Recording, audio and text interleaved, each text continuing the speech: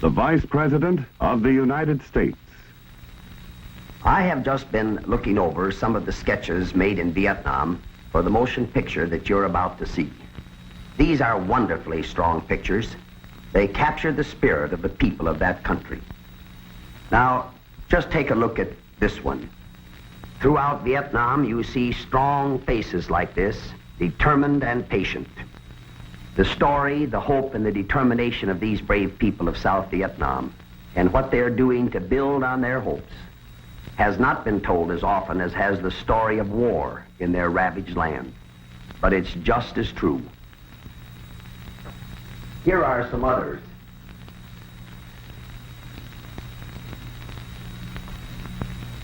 They are really building something over there.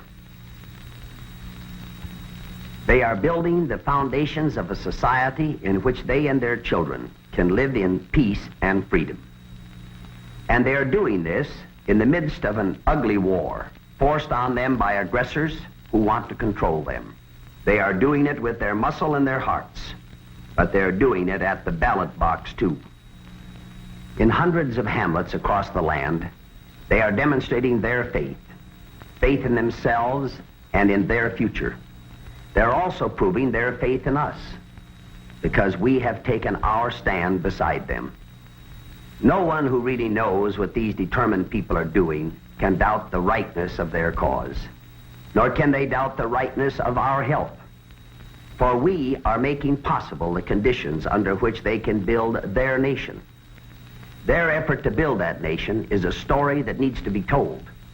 It is a story of men who prize freedom, and it is a story honoring men who put their lives on the line for freedom.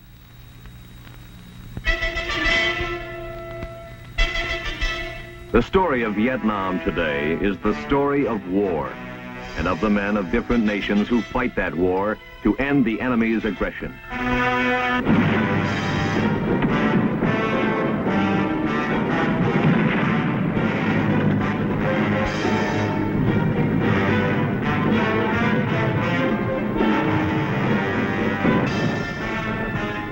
It is the story of war's effect on the people who live in this troubled land.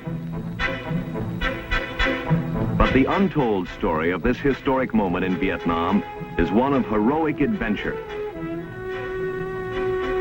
It is a revolutionary undertaking by the people of the Republic of Vietnam to transform their national life and construct out of the chaotic legacy of the past a social order that will work for the betterment of all.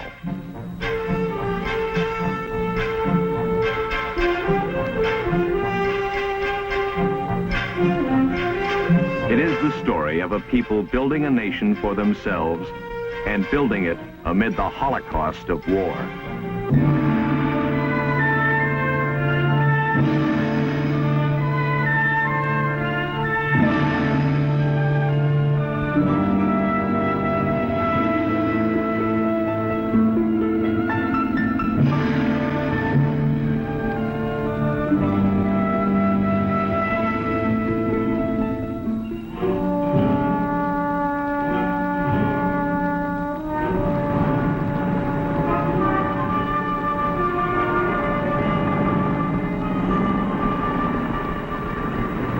A generation ago, not many Americans could have said with certainty where or what Saigon was. Today, no city in the world more urgently commands our attention. It is the capital city of a nation at war, the strangest war in which Americans have ever been involved. It is also the capital of a nation in the throes of a social revolution. And America's participation in that revolution is just as urgent as its involvement in the war. Being the capital city, Saigon is the source of South Vietnam's revolutionary effort. But you have to come out here in the countryside to see what it's all about.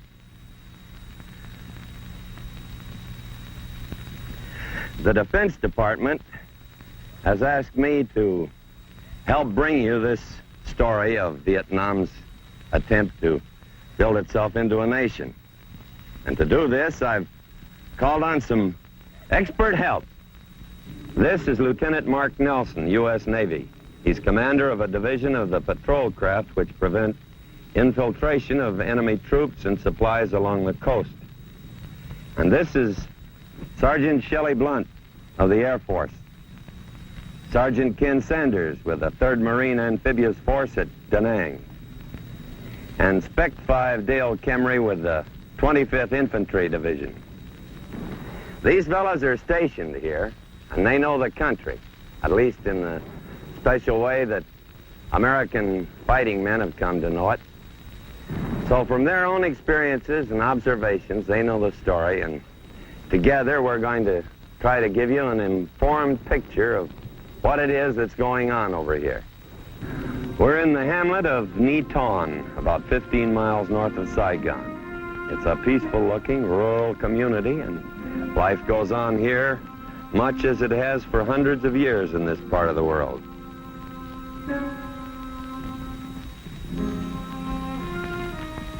But there's an operation going on a mile or two from here, and the peace and quiet of this little village is shattered by the sounds of war. The drones of helicopters overhead, and every once in a while this rumble of artillery. That's one thing you learn after you've been here in Vietnam for a while. The war is never very far away. These hamlets and villages are the real soul of the country. 4/5 of the people of South Vietnam live in them. And it is here, in these dusty trails through the countryside, these thatched huts and farmland and jungle, that the thrust of South Vietnam's great social revolution is directed.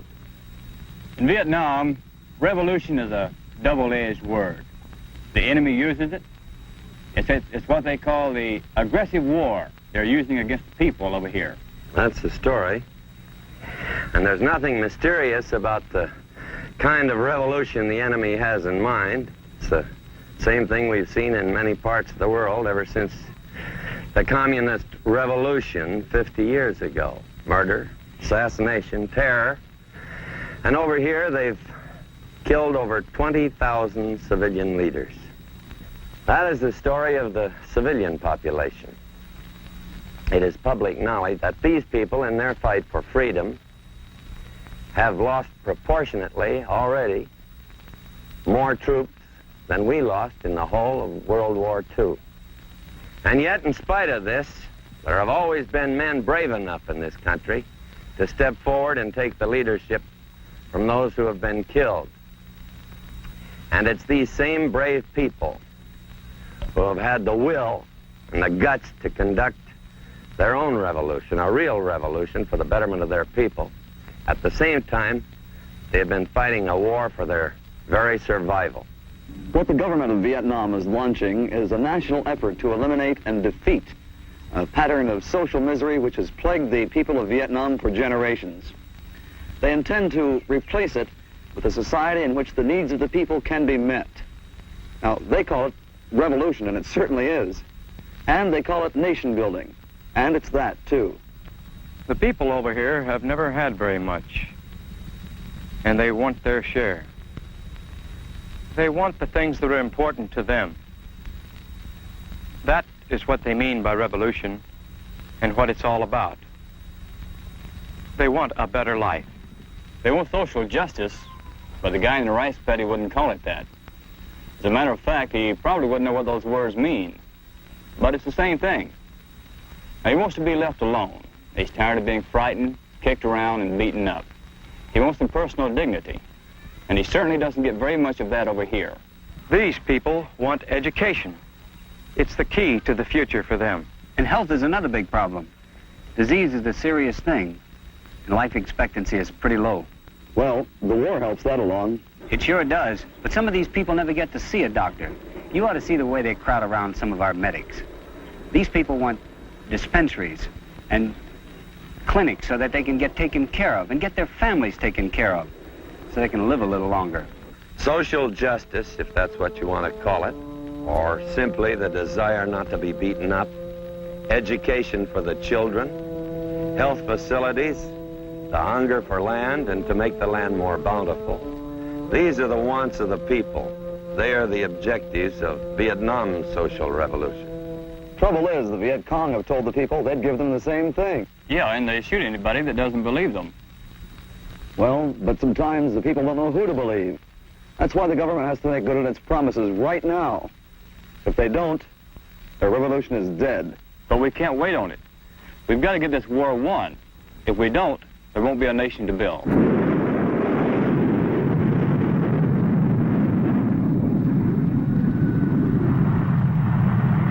Yes, we in the South Vietnamese must win this war. The social revolution cannot be successful unless the people feel secure and safe from communist aggression.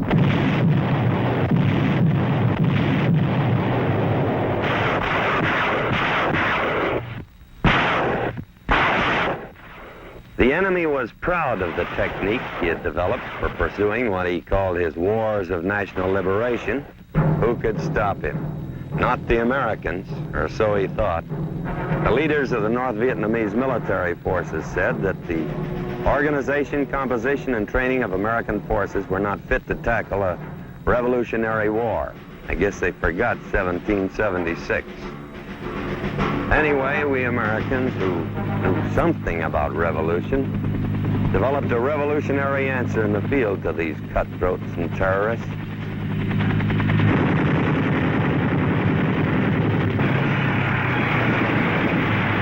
The myth of Viet Cong invincibility is dead. The ground, sea, and air team in Vietnam has killed it. America decided a long time ago, in principle, to take its stand in Vietnam. It laid the foundations for that decision when it recognized that aggression against the weak could never be permitted to succeed if freedom was to survive. The fighting men in Vietnam are the inheritors of that decision, and now they are its agents.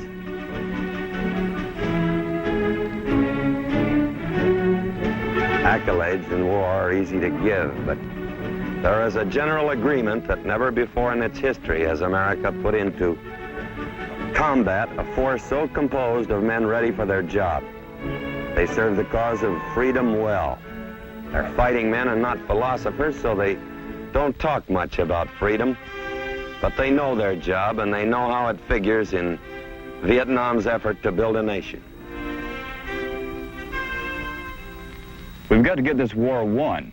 If we don't, there won't be any nation to build. The final outcome of the Vietnam story will not be determined in the cities or even in the places of open conflict with the enemy, but out here in these small clusters of rice farmers and fishermen. That captain over there is Peter Dawkins. Just a few years ago, he was making All-American at West Point. But now he's up to his eyeballs in a really historic adventure. The effort of the Vietnamese government to create a nation where no real sense of nationhood has ever existed before. Well, with his help, I hope that we'll be able to show you what nation building means in thousands of hamlets across the country like this. Pete, you're on. Well, you know, this nation building's an abstract term. And so is social revolution, which is the other term the Vietnamese use for what they're trying to do. But what these terms really boil down to, essentially, is an effort to bring a better way of life to the millions of Vietnamese that live in these villages and hamlets across the country. This is a staggering undertaking, but one of vital importance. The peasant of Vietnam is well overdue his claim to a better shake. The unusual thing is that the government is trying to give the peasant that better shake even while the war is going on. When you look at that fact closely, you discover something truly unique about this war.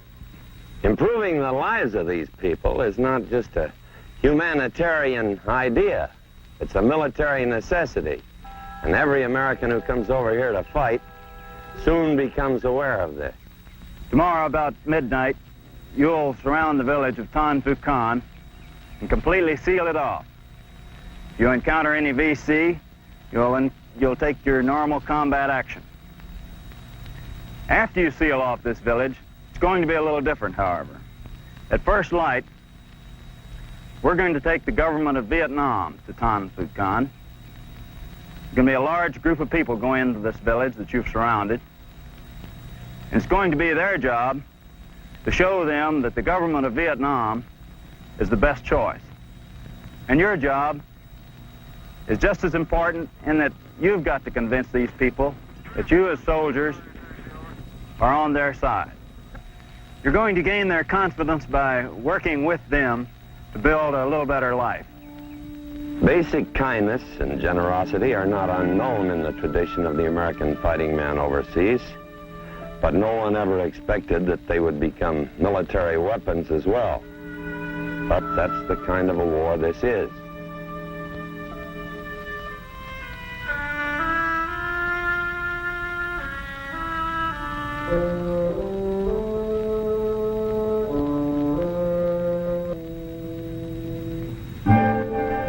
Non-military assistance is also a major part of America's contribution to the Vietnam struggle, and has been from the beginning.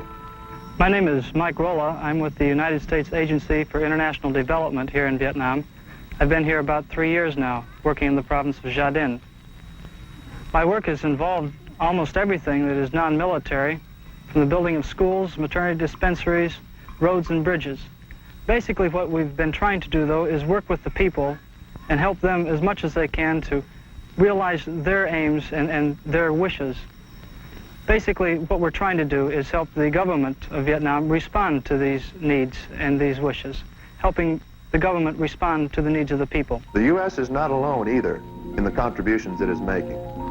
This is one of a number of social centers used also as schools during the day, which the West Germans have set up in the crowded and poor districts of Saigon. An Iranian surgical team provides badly needed hospital services in one of the districts.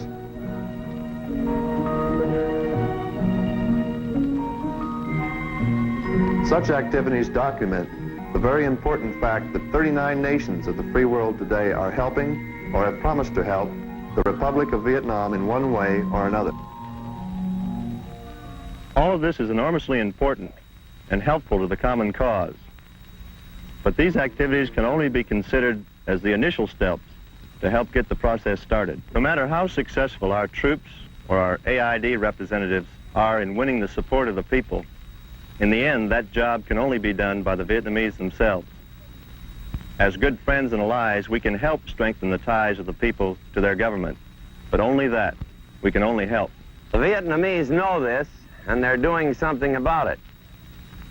As a matter of fact, what they're doing constitutes the heart and soul of their effort toward building a nation. This is a training center at Vung Tau, a very special training center.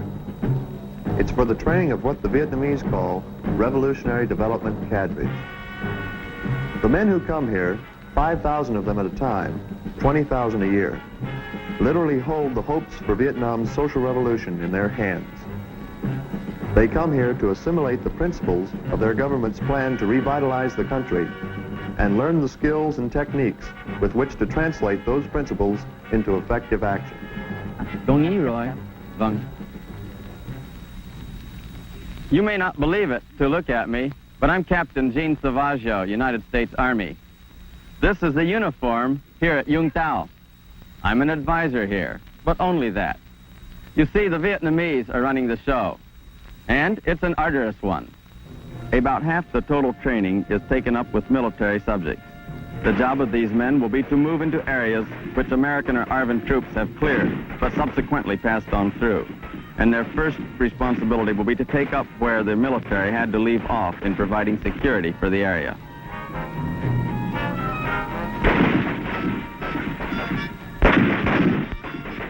They are the sons of farmers and fishermen and have lived all their lives close to the soil. They don't need much instruction in how to harvest a rice crop or bring in a catch.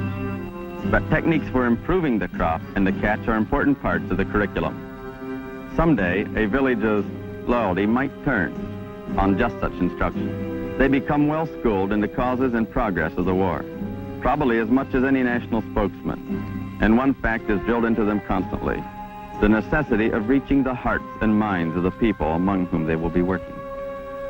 When their training is completed at the end of 13 weeks, they are formed into cadre groups to take their revolution, the social revolution, to the countryside.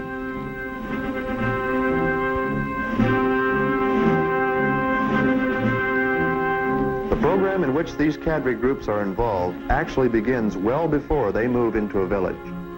First of all, regular forces, either ours or South Vietnamese, sweep through the area to clear it, destroy, capture, or chase out any Viet Cong or main force enemy units. Then regional forces, companies of troops employed within a province, and popular forces, platoons and squads within a district, secure the area with their patrols and small-sized operations. Then the cadre groups move in, dressed in the black pajamas of the peasant, trained to look at the world as the peasant sees it, but also as the soldier must. This black pajama uniform is very important. Because it is the traditional garb of the peasant, it's easier for the peasant to identify himself with the cadre groups. It complicates our problems of identification, of course, for the Viet Cong wear the same uniform. The cadres work with the people to gain their trust. This is made considerably easier by their being assigned to the districts they grew up in, among the people who know them.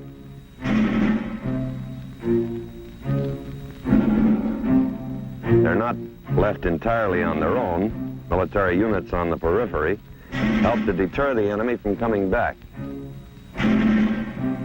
But these men still carry a heavy share of the responsibility for village security. Within this screen of security, the cadre teams begin rooting out the VC infrastructure, if one exists.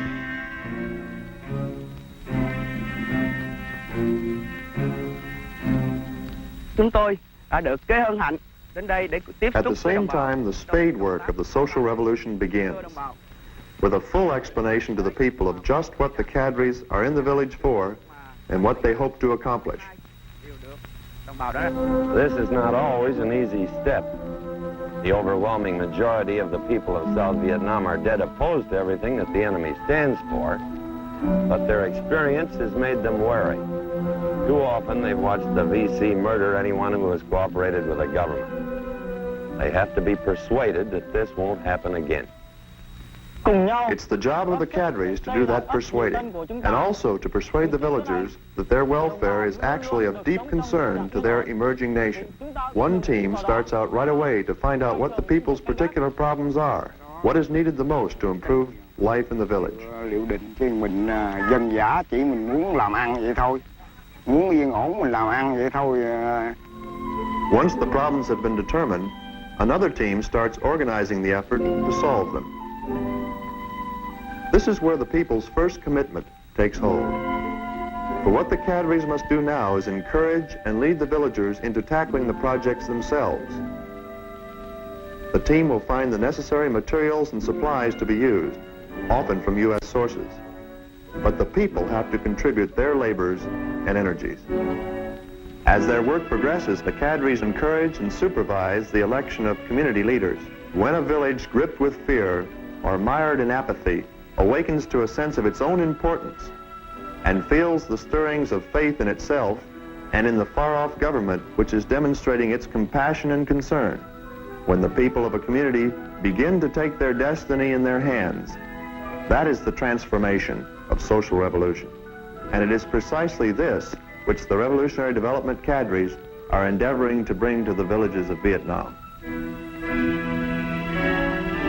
They stay in the village for several months, sometimes a year. When their job is through, if they've done it well, they will leave behind them a community of people who now are able to believe in their future, who are determined to work for it, to share in the defense of it.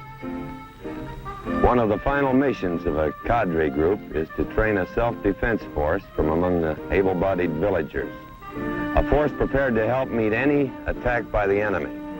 When this happens, the people's commitment is complete.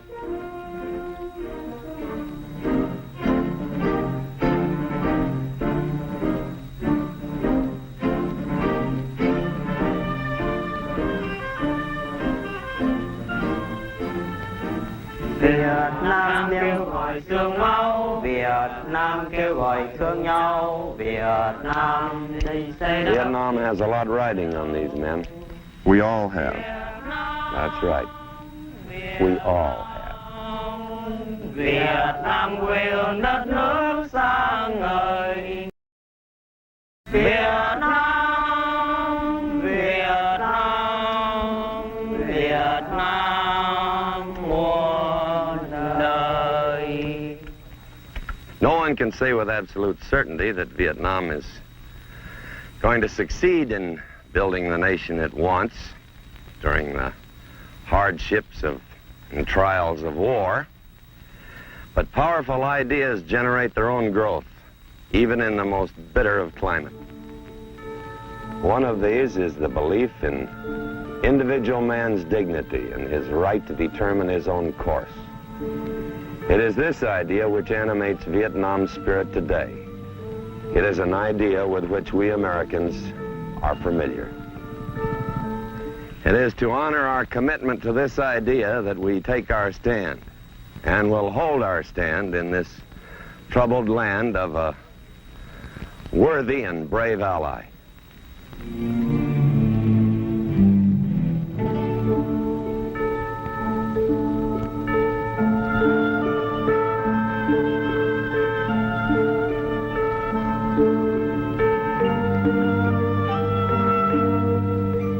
I'd like to leave you with one thought in mind. To understand, to really understand what the Vietnamese are trying to do today, we can think of our own country just less than 2 centuries ago.